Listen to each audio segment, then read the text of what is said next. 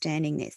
So, Lisa, our conversation around heart-centered leadership continues. And last week we talked about related party transactions, conflicts of interest, ethics, and boundaries. And this week we want to continue along that track of heart-centered leadership, but we want to talk about hard conversations. And leading into this discussion, I want to say that even world leaders of amazingly big democratic societies, someone needs to be having hard conversations with those leaders. And so Lisa and I want to talk about some of those hard conversations, which include not only having those tough discussions, but with staff that are underperforming or the delivery of substandard work, etc. So Lisa, I know you've got a particular story that's important around this. So let's start the program with that and move on. Oh, hello there, Toni. Hello, listeners. So yes, a lot going on around us at the moment. And I think we've all, Toni, been around leaders that have somehow become leaders in a way that you might be shaking your head and wondering how they even got to where they are. How did they get into this Yeah. role? Who actually thought that this individual had leadership capabilities that would enable the business, to be able to move forward? We've had those experiences, all of us. But when we talked, offline earlier in the week around the tone of the show today, I really recall a leader that I had a couple of years ago, who a female leader who was, I guess it's fair to say, never really received any feedback around behaviours in the past, and was very used to playing the boy game and not the girl game. So in other words, her behaviour was modelled and mimicked on how the other males in her in the environments that she worked in actually behaved. However, having a female leader behave in male ways was very, very disorienting for her team members. And it just so happened that I was actually hired by her into a new organisation, and she was able to choose her own team because it was a new division within the business that we were operating in. And this leader, I've got to tell you, had a really, really tough time, Toni.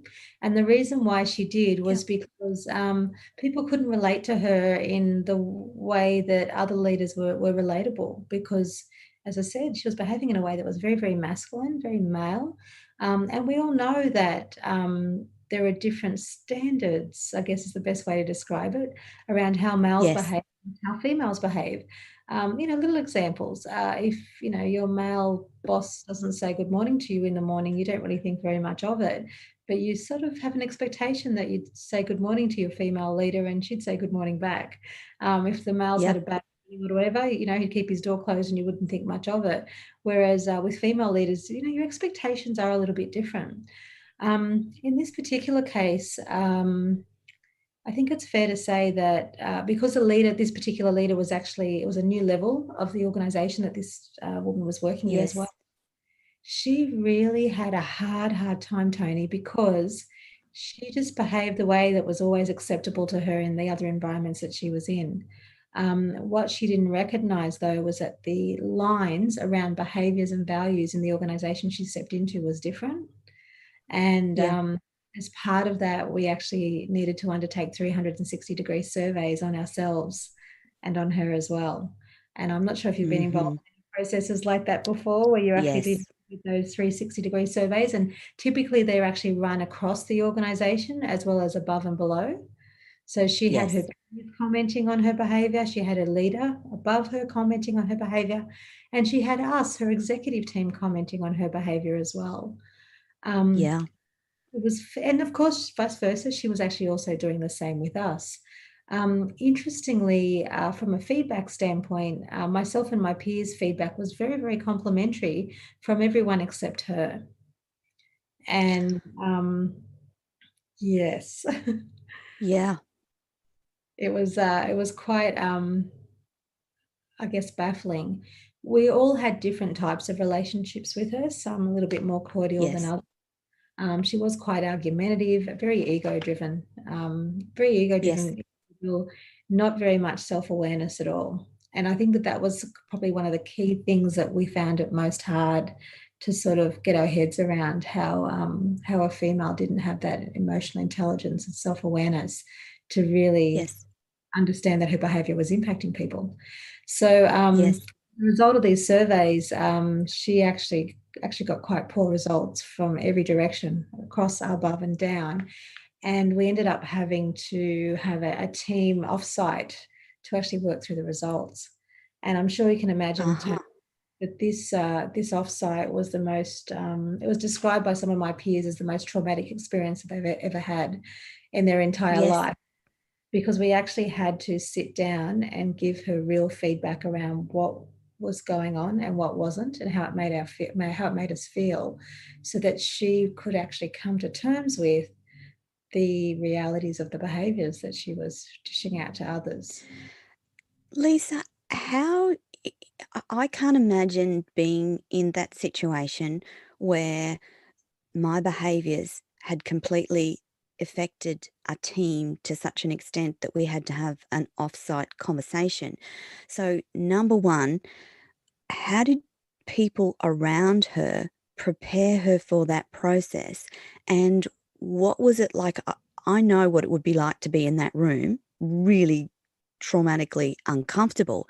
But Yeah. how did she go with that? Like, were there tears and tantrums? Like, Look, it was traumatic. There was a lot of tears, and the way that the organisation chose to handle this particular dynamic and conversation yes. was um, was very, very heart-centered. Even though she was one of Mm-hmm. the leaders, and we talked about this before, Tony, Yeah. egocentric leaders typically don't feel they need support. And so she was pushing quite heavily back on, obtaining any support from anyone. However, Right. they actually hired an executive coach for her to support her through this process. And it was the executive Wow. herself who decided that the best way the team would be able to move forward effectively was to actually come together, sort of Mm-hmm. make amends and move forward on that basis. Um, the 2 day offsite, I think it's fair to say, I think it was a really different experience for everyone there, each of my peers and Uh-huh. myself. Mm-hmm. For me personally, I took it as an opportunity for her and I to be able to draw a clean line, say what we need to say, and, agree to be able to move forward together in a way that actually was more effective. Yeah. Because I actually found within myself, because I had a decent level of self awareness, that I wasn't giving her the best version of me either. And so what I was Okay. finding was that she was triggering me. And instead of responding in a heart centered way, I was reacting. And at the beginning, I was responding really effectively, but over time, I got worn down to the point where I was actually playing the same game she was. And I knew that that behavior wasn't acceptable. It's not my true Yes. self. And it's also not sustainable from a relationship standpoint. And it wasn't bringing the Uh-huh. organization forward towards the goals that the organization needed to achieve. And I was Yeah. concerned that the role that I was in, and I was working in a very, very senior role that was quite high profile, that this type of relationship wasn't going to be sustainable for her or for myself, and it was going to start getting in Yeah. the way of a lot of other outcomes and productivity as well. So Yeah. I ended that conversation knowing that I needed to own some of my own stuff, Tony, and Yeah.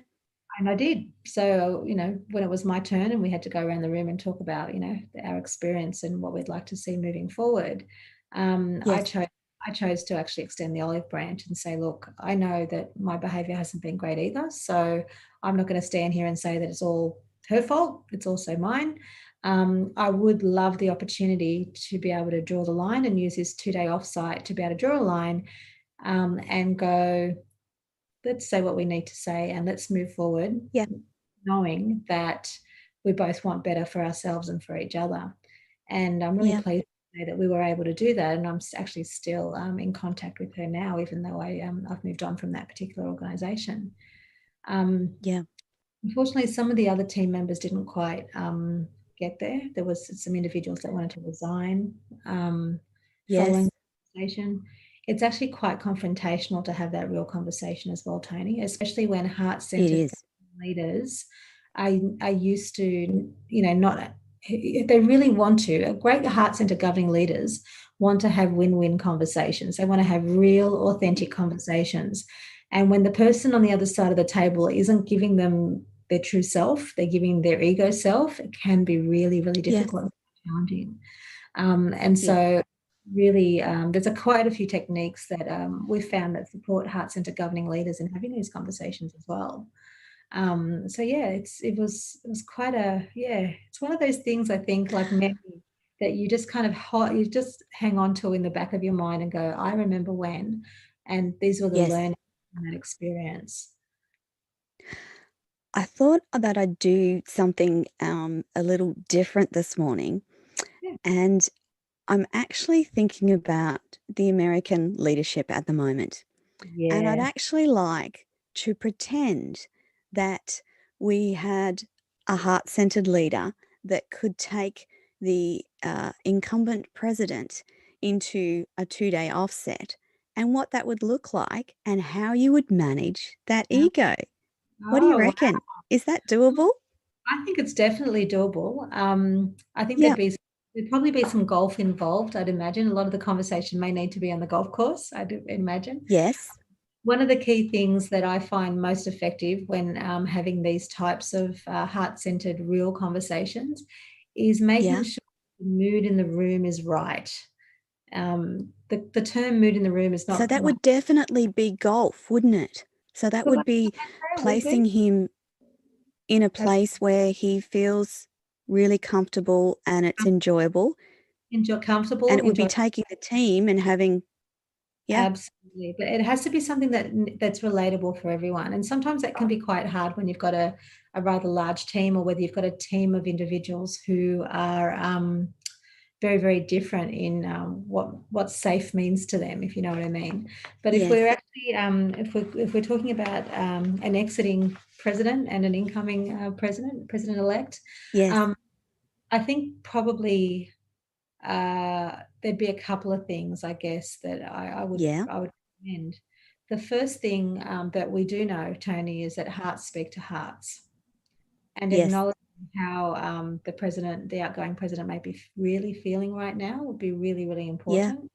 Um, yeah, recognizing, calling it in a way that recognizes that it isn't us judging you for feeling that way. It's actually us, really acknowledging that, you are disappointed, you are yes, feeling hurt, and you might be feeling betrayed, and you might be feeling that it's unfair, and you might be feeling all of these things. And actually acknowledging that perhaps if you were in his position, you might actually be feeling the same way. yes, And yes, and having that level of empathy, and recognizing that, if I was in the same position you were in, I might be feeling that way too. It doesn't change the mhm, outcome. We're not changing the outcome. We no, can't change the outcome. The outcome is the outcome. But the other things I would be talking about is what is actually working now. yeah. Because is everything not working now? One of the things that I'm sure that there are things that are really working quite well, so that's where you would start the conversation. look, Lisa, what about some of the bad behavior that is surrounding him? How would you, as a heart-centered leader, manage those conversations so that they were on board with the whole conversation and transition? Yeah, look, good. That's a really good question. I find that the behavior you accept, the behavior you walk past is the behavior you accept. So at some point Yes, in time, the US president has accepted the behavior around him. In fact, it may actually be mirroring his own behavior. So yes. in I that was 2 day off, yeah. So in the 2 day offsite, I think I'd be breaking down the conversation to recognize and recognize, how he's feeling right now, what is actually working right now, what we are actually going to continue with, and yes, what it is that we actually have to do together to be able to move the country forward. And so, yes, moving the country forward includes, the president actually drawing some new clean lines with his administration around what is yes, acceptable and what's unacceptable behaviour. What is it that he's going to do to ensure the best transition possible for yeah, the people, for the collective Of the the American people. exactly, for the collective, not for me, not for my party, not for my family, not for, whatever it is that I've got cooking in the background. What's actually in the Yeah. best interest for everyone involved. I think it's one of those things too, Tony, where again, the president may actually need to acknowledge the achievements and the work that has been undertaken, and actually on Yes. communicate what work is going to continue with the new administration. Because Yes. one of the things that I've personally found, and as you said during the intro, all of us have been watching, really carefully around what's occurring with the US in the election. And I personally have two different minds around the president, that's the outgoing president at the moment. The first thing Yes. I do know is that I personally don't really like the behaviors that are being exhibited. I don't believe Agreed. right behaviors. I can't get past the behavior to know whether or not he's got any good policy. And Yes. I know that he has got some policy that I don't agree with. There has been quite a lot of media around the stuff that's not great. Here in Yes. Australia, I don't actually know that we've heard very much about any good policy, but I also know of No. individuals here in Australia who go, you know what, he's doing X, Y, and Z, and that's actually a pretty good thing. I haven't Yeah. been able to see past that behaviour. And so I'm one, with you there. I yeah, that behavior is so toxic and so triggering from my perspective about ego-driven white male masculinity that it's incredibly difficult for me to look past the behavior. But I know from talking to Americans all the time that there is some good stuff there, and I wish that we yeah. were I wish that was promoted more so that we could see, okay, so these are the good things, and the focus on the good things, and then come back and go, okay, well, we're not going to get rid of that good stuff that you've done, but here's what we want to do with it going forward. Look, absolutely. And I think the other thing too is what would be a really great look for an incoming president is to separate out the issues of people versus process and policy. So Yes. we don't actually need to beat up our opponents anymore because he's already won the race. And so Yeah. leveraging and enabling and moving forward on some of the great stuff that's already been set in motion is actually very complementary to the outgoing president. It's actually, Yes. especially if the matter or the actual policy area is in the best interests of the people, let's not throw the baby out Yes. with the bathwater, but let's also acknowledge that Correct. the outgoing president has actually, it's putting behaviors aside and personalities aside Yes. and all the rest of it, because things can get pretty dirty pretty quickly. Let's be really clear about the difference between process and person, because what countries don't need is to restart every election. Agreed. They don't need to Mm-hmm. throw everything out and restart over and over again. Here in Australia, we have whenever there's an election, we have quite a bit of Yeah. machinery of government changes. I don't know if you've ever heard that language before. Yes. Machinery I'm of very aware of. yes, they swap policies around and they do this and that and whatever. Um, Even within our environment, there is a level of let's just restart because the political position of that particular minister may be different to the other, and Mm-hmm. government departments are there to deliver on the minister's election promises. So there is obviously a level of realignment that's required, but there's a careful balance there between completely throwing everything out and baby out with the bathwater, as opposed to going, well, which part's baby and which part's bathwater, Which, and yeah. be a Which little. parts are working for the American people? Which parts are going to drive America forward? Let's keep those, but we're going to build on them by doing this, this, and this. Look, Um, absolutely, and maybe the approach is different. And as I said, the maybe something as simple as behaviours could make a really, really big shift in yeah. enabling some of those policies to be able to stick better or work better or be a little bit more humanistic, I guess, is Yes. my sense. My sense, a little bit more humanistic focus may be required more than Yeah. more Yeah. than perhaps in the past with previous regimes, previous presidents in place. So I think I'd love to be a fly on the wall in that 2-day offsite Oh, team. know about you. Wouldn't that be fun? It Wouldn't that would be be fun? it would be really fun, but I think that there's definitely opportunity for two humans to have, some real conversations around what it is and what it Yeah, isn't. Um, yeah, and as for I guess legal cases and all that kind of thing, I guess it's really a matter of for them to decide whether that's really absolutely. want to go with and quite relevant for them. I respect that they have a right to do that. In Mhm. my personal experience, whenever lawyers are involved, typically the only people who win are the lawyers. The lawyers Correct. tend to win, and I've got lots of lawyers who are friends. Those are listening out there. I love you all, Yes. but there is, I think there's a certain line that you need to draw in the sand around how far you take things. And I do really hope that those that Yeah, are out there deciding to take legal actions around things, that they do know where their line is, and yeah. the line doesn't extend them financially to a point where they've no longer got a livelihood or no longer got a life. Lisa, who would you have to be to facilitate that 2-day offsite? What sort of leader would you have to be? And you would have to be a leader. Look, it's a really good question, really great question, Tony, because we did see, even during, I think, the first debate, that the person there to Yes. moderate and manage the debate wasn't really given the respect that they needed to be able to do the job that they were hired for.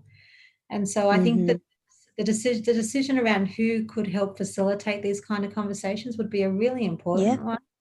It would need to be yeah, it needs to be someone that's completely impartial, that both yes. individuals respect, and both individuals recognize that they are at least going to provide the right type of support that both of them are going to need.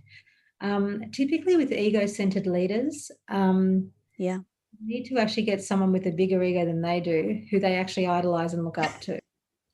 And it's actually quite hard when you're the president of the United States and you're already up Yep. here. It's very, very hard to find someone above you unless you can will out mum or dad, which obviously in this particular case, it's not. I'm thinking God at the moment. Yeah, I don't know that God would necessarily want to manage that either. Yeah, no, he's probably not up for that. I think that's probably right. I think it's one of those things too, where even recognizing that the 2 days is a really important conversation. It's actually Yeah, that's actually hard enough to recognize the 2 days piece is important, um, without having to try and go, well, not only is the 2 days important, but we also need to get someone completely independent who we both understand and admire and respect. which would be tough, wouldn't it? I'm just trying to think of the leaders. Maybe Jacinta Ahern?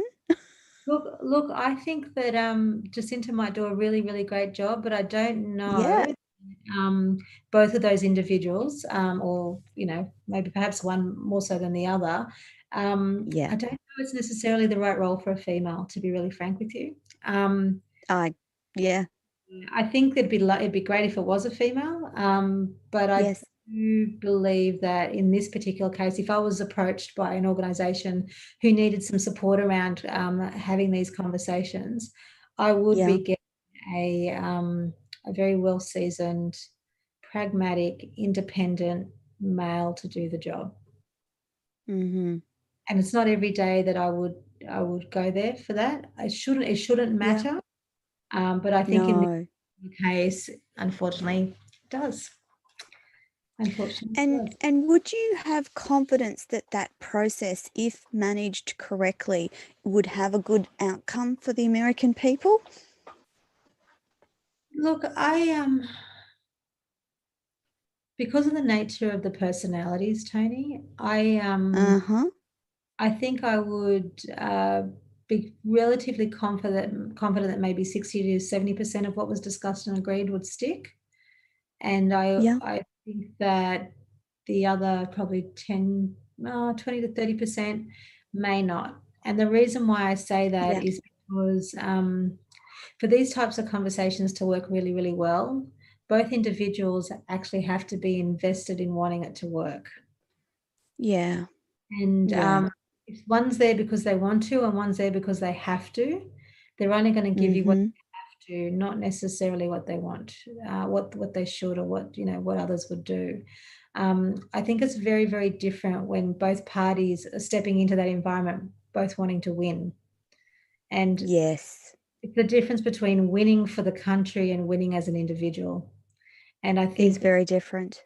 very different, and putting aside your personal preferences over the greater good of the countries, something that not everyone can do.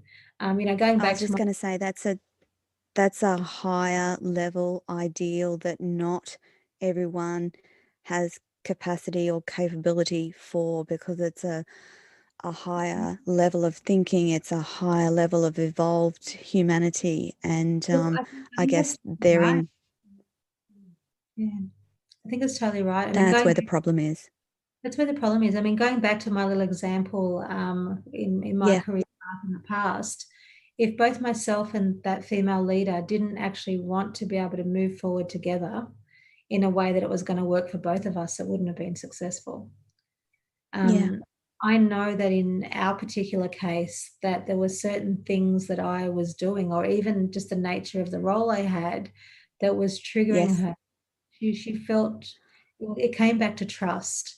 And yeah, I know now, and I knew then, that just by purely the design and the nature of the role I had, because the role I had administrative reporting into her role, but it also had a mm-hmm, dotted line up to the CEO and up to the chairman of our board. And so yes, um, that risk of I don't know, I'm just imagining that her risk and her concern was that I was able to, in part of my daily job was to actually interface with levels above her without having to check in yes, and have her across what I was uh-huh, doing because of the nature of the role.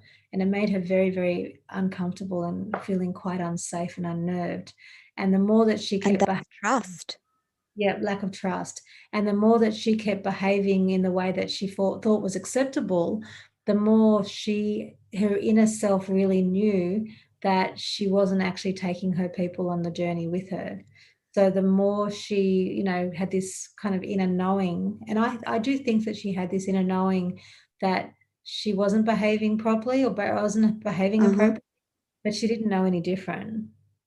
yeah, No yeah, better, yeah, know any differently. And because of that, she wasn't able to change. And what was worse was that no one was giving her the feedback until she'd actually had this 360-degree survey. And so, yeah, and I kind of stand back from a purely heart-centered, empathetic standpoint and go, this poor person hadn't received mm-hmm, feedback for a very, very long time.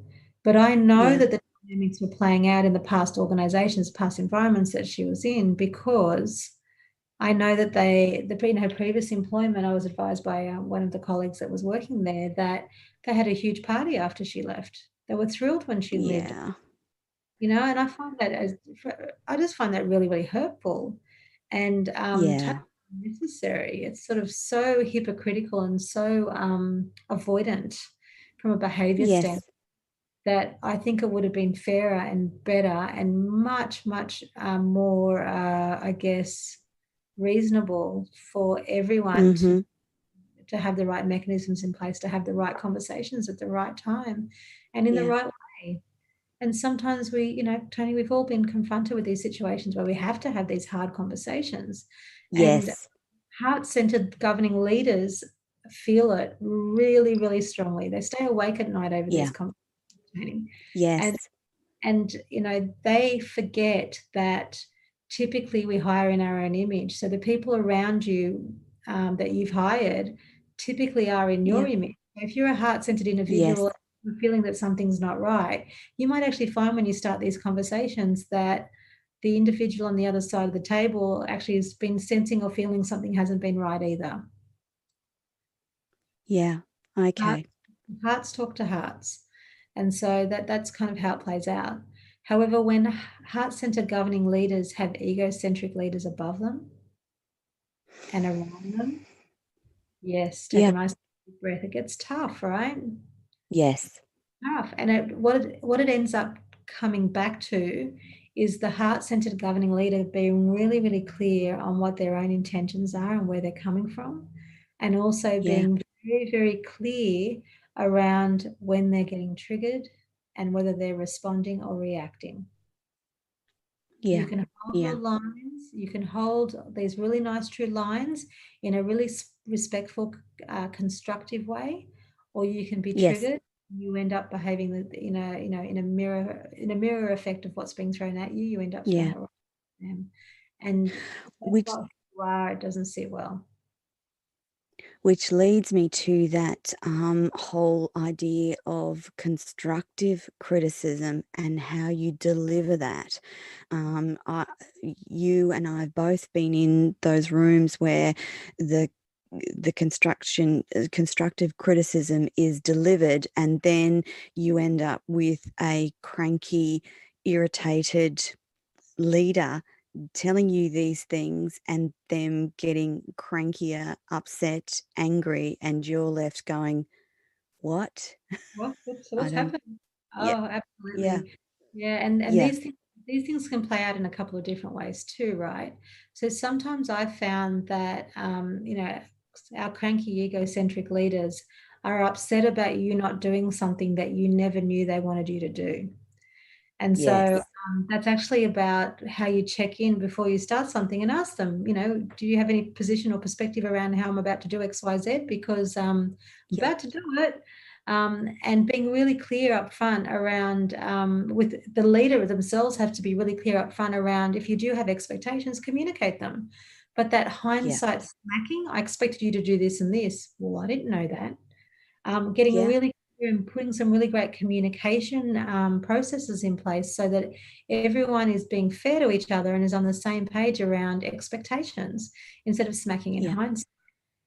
The other thing I find that a lot of egocentric leaders really grapple with is the difference between how much time they spend looking through the windscreen and how much time they spend looking through the rearview mirror. So some uh-huh, so some egocentric leaders will keep bringing up things in the past and yeah, throwing them under the feet of the employees that are actually moving towards whatever it is that needs to happen, because they yes, can't get over the fact that something happened 5 years ago and they're still not over it. And it's the yep, difference between things happening in the past and us learning from them, as opposed to mm-hmm, carrying emotion that you actually bring with you, yeah, and not dealing with and processing that emotion at the time that it actually occurs. So there's a level of, dare I say, inner child that comes out sometimes with some of these, yes, because they're yes, still hiding and they're still hurting from what happened 3 years ago or 5 years ago. And it may not have even been yes, you, Tony. It might have been someone else who was in the job last before you, who yep, used to do X, Y, Z, and he or she hasn't communicated their expectations, and you haven't been aware of it, and you go off and do the best job you can do because that's what you do every morning when you get up, yes, and yeah, go to work, and all of a sudden you're dealing with this very unhappy leader who really should have been proactively communicating their expectations up front, but haven't got the self-awareness to recognize it, and also, dare I say, has their little inner child out having a tanty instead of really yes, recognizing that they own part of the problem, and that yes, you might expect that, and someone with the same skills as you may or may not come to that conclusion. You can own your yeah. bit, you need to own theirs. And I'm just thinking too, Lisa, some of the things that help in these situations are those documents that clearly define a role within a role description, and the reporting and what and when to report, and all that stuff being within the governance framework of a business or a corporation, because that then makes it a bit easier to have some of these conversations, because you've got a role description and it says this, this, and this, and there's a clear expectation that you would read and know that that's within your role. And then if a leader comes to you and says, but you haven't done this, you have a document to go back to and go, well, actually, that's not within my role description, but I'm actually happy to do that. However, what's that going to look like? Yeah. Yeah, look, absolutely. And is it part of your current performance agreement? And what doesn't get done Yes. when I'm doing this? What doesn't get done, or can I do this as well as what I've already got? Yeah. Capacity. What? Yeah, you're absolutely right, Tony. There's lots of different ways to be able to draw these really nice lines. And I know we've Yeah. talked quite a bit about uh, defining these lines and these boundaries in a formalized way through, defining Yes. policy. Some codes of conduct or codes of ethics Yes. provide ladders of escalation. So what you actually do when a situation occurs and who you go to and how you validate your concerns and how things actually get escalated up, that are really quite effective. Sometimes it can actually just be as simple as putting some really nice agreed protocols in place between two individuals Yes. around how they're going to behave when certain dynamics play out. And, going back to my example with that female leader, that's exactly what we did. We, Yes. we couldn't write a policy around how myself and her were going to, how the role was actually going to work. The lines, the defined lines were there, the role descriptions were there, they were all very, very clear. But because of her comfort levels, there were some things that I was really happy to do to enable her to build some trust and also Yes. have some transparency that she felt she needed, even though in theory she didn't really need that, but she felt she needed it. Yeah. There Yes. were minor concessions for me if it meant that she actually was feeling She was better happier. and she was Yeah. happier. The happier she was, Yeah. the happier everyone around us was. So I was happy to do that Yeah. because it wasn't really any skin off my, any skin off my back. So it was, Yeah. I did a An good thing. interesting question's just popped into my head. I'm wondering if the President of the United States has a code of conduct to follow. I Oh, wonder if great any of our question. Really great question. I do not know. Maybe your listeners can actually reach out and let you know that, Toni. Yeah, I would. If anyone's listening, we want to know if the President of the United States has a code of conduct. Yeah, and whether the actual White House staff have a code of conduct or a code of ethics. Conduct. Yeah, Yes. code of conduct or a code of ethics around the expected behaviours and the Yeah. requirements. And keeping in mind too, Toni, that custom and practice, undocumented custom and practice is not a code of ethics, Okay. code of conduct. So even though the culture is the way we do things around here, it's the Mm-hmm. unwritten culture. A code of ethics, which provides principles based or principles around values and behaviours and the ethics of the individuals that are required to align Yes. behaviour to, and a code of conduct that has very, very clear, strong lines, Yeah. compliant requirement lines, is far superior than the expectations that are verbally agreed, and perhaps Yeah. individuals are holding in their heads from the past presidents that have been here have always done that kind of thing. Not Yeah. quite the same Yeah. thing. Yeah, great question. I wonder too.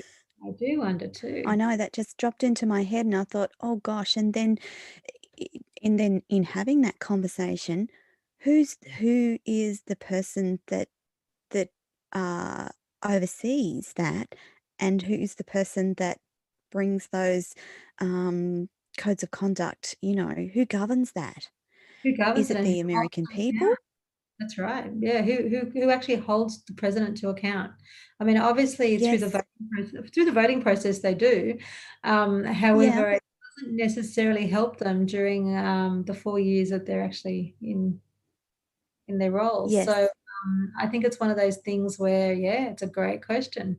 Whoever does Um, that is probably the same person that should be managing the 2-day offsite, Toni, because they're the on ones the that are golf course? on the golf course. I hope they've got Yeah. buggy. I'm personally not a fan of golf, so unless I get to drive a buggy, I don't want to do it. But I like the driving part, and I won't be driving slow either. I think it's one of those things that it's a really, really good question. And keeping in mind too, Toni, that I know we're talking about the context of the US environment and an Yes. outgoing and an incoming. Yes. Yes. Organizations have these same challenges all the time. Absolutely. When the chairman of the board is not aligning their behavior to the best interests of the organization, who governs and Mhm. holds them to account? And What's your experience with that? it's really interesting. Some organizations are structured to manage it because they have shareholders and they have shareholder meetings. Yes. And they have members and they Yes. have member meetings. And there's Yeah. mechanisms that enable, through the board code of conduct, there are mechanisms that enable the board to be able to provide feedback to each other. And if the chair isn't actually Yeah. operating the way they should be, they're able to actually go to the membership group or to the shareholders Uh-huh. and speak up around their concerns and how those concerns Mhm. are not aligned with the constitution of the organization. Uh-huh. If the chairman of the board is the owner of the business, it's a very different story. I'm just yeah, what a fascinating concept that is. Um, but Yeah. still, the shareholders, though, would still be able to highlight what they see as issues around code of conduct, though, wouldn't they? Look, they would. They'd be giving the shareholders would be giving the board pressure to vote the chairman out, to perhaps push Yes. off the board. A lot of organizational constitutions also have a section within it that outlines what the desired or what the requirements are around behaviors and what the Y- mechanisms that are available should the behaviors of the individuals not align with the requirements. So, in other words, there will be Okay. things there around what do we do when this and that happens. Individuals can actually raise a complaint or a concern in a Yes. formalized way. And there are other potential impacts, including the mechanisms for moving members along, board members along, or the chairman along Yes. if they need to. Um, Yeah. but as I said, smaller organisations where the chairman of the board is the owner of the business, and they've got family Mm. members on the board, and they've got family members Yeah. in the company, it can get pretty ugly pretty quickly. And Absolutely. those that are not part of the family, they're the ones that tend to suffer the most because you're either in the inner circle or you're out of the inner circle, and it's very different when the inner circle is also they're all related parties. They're all conflicted and they're Yeah. all related parties. So we talked about related party transactions and conflicts last week. Exactly. And it kind of, every time I think about this, it's incredibly difficult to manage business and corporation when there's large numbers of family involved in the running of that business. Look, And I it know is. that it works, but Yeah. it can present some really difficult challenges. Look, that's absolutely true. And it's especially hard when the individuals are actually sprinkled throughout the whole organization. So, Yeah. so the lowest level of the organizational hierarchy happens to have dinner every night with the person at the top end of the hierarchy. And what ends up Yeah. happening, the conversation typically is XYZ happened, blur, blur, blur, and the person at the top of the organization cuts through and jumps over everyone else to get to One the, else to the get, individual, to realign whatever's gone on today in their, daughters or sons' yes, lives. And it really undermines the positional effectiveness of every leader from the top down when they do that. And when they undermine that authority and individuals mm-hmm, realize that behaving that way actually works, every time someone has a concern or an issue, they're going to run straight to the chair or straight to the to the top and they're going to jump past all those levels of hierarchy whose job it is to actually, to manage do, dynamics. They're not even being allowed to do their job, which is really unfair. yeah. So, And it comes back to that idea of trust and also those lines of communication. So it's not okay for you to go straight to the top. This is the process. This yeah, person, then this person, then this person. And there you absolutely. go. There's, You go. it's about And having trust. having trust, drawing the lines and holding the right lines. So ideally, the Yeah. chair of the board, who's the owner of the business, should be advising their daughter or son to raise the matters that they've got concerns about with their leaders. And have Yeah. they raised that matter? And has that leader actually done that? And then they need to, the chairman or the owner of the business needs to let it go and let the people who he pays to do that work actually manage these dynamics Do and it. manage them Yeah. Yeah. appropriately. And so it can be hard sometimes when it's your sibling or your child that is actually got the concern or the issue. And it's Yeah. about making sure being really clear about which hat you're wearing. One of the Mm-hmm. things that we've actually found that works really, really well, Toni, in those kind of dynamics, is putting together a family council. A family council. Oh, okay. If you actually set up family council meetings instead of, I mean, obviously they still need board meetings. Typically, Yeah. members all have an opinion. I don't know about your family. I've got a European family, Toni, and Yes. my Strong family opinions. very, very strong opinions, and they're not very backwards in Mm, coming forwards. In fact, I don't know of mm. any of my can't think of anything that any of my family members have gone, you know what, the other day I was thinking of saying something and I didn't say it. That never happens.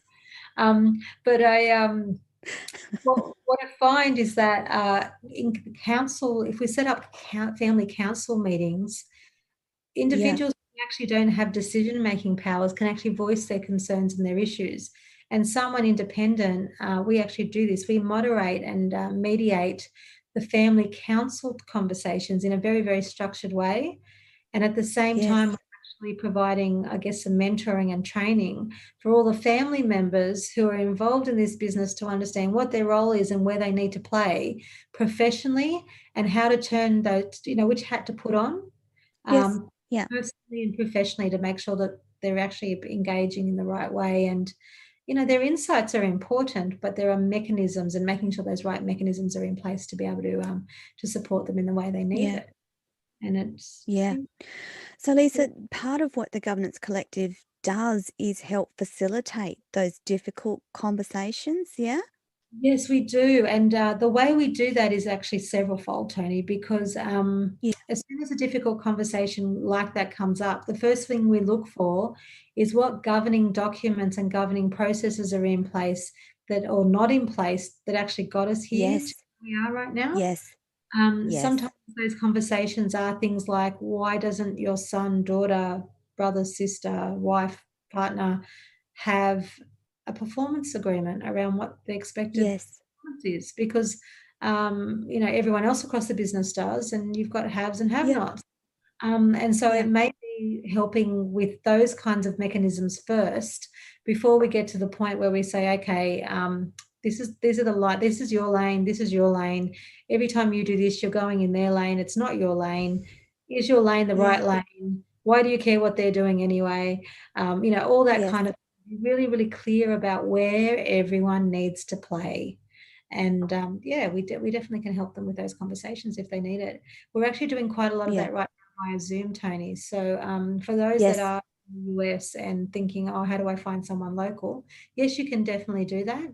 But we're also available to facilitate conversations like that via Zoom. And we do find Yeah. that the Zoom mechanism is actually a kind of nice Yes. mechanism to be able to do it, because the mood in the room gets diffused a little bit. There isn't as much Yes. uh, aggression and anger when individuals actually have to see themselves on a camera and they're actually behaving that Yes. way.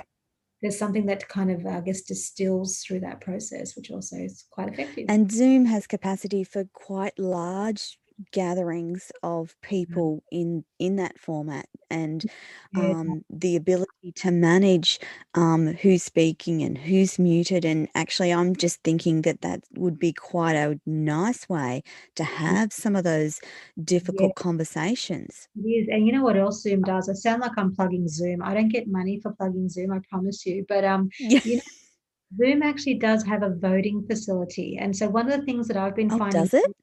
does, I've been finding it really, really useful to actually do polls and vote during Zoom calls. Uh-huh. We use it a lot for when we do risk assessments. So when people are actually Yes. online, we actually vote on the likelihood and consequence of risks. But you can Yeah. actually use that voting and polling mechanism in the same way.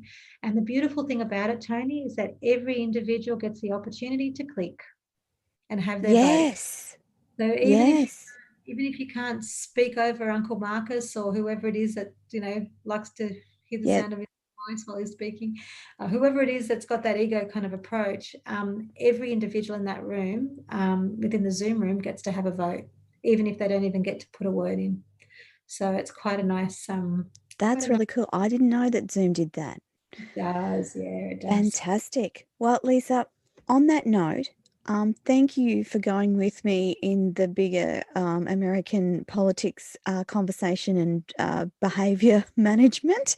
Um, Wonderful to talk to you again today. Thank you, everyone who's listening.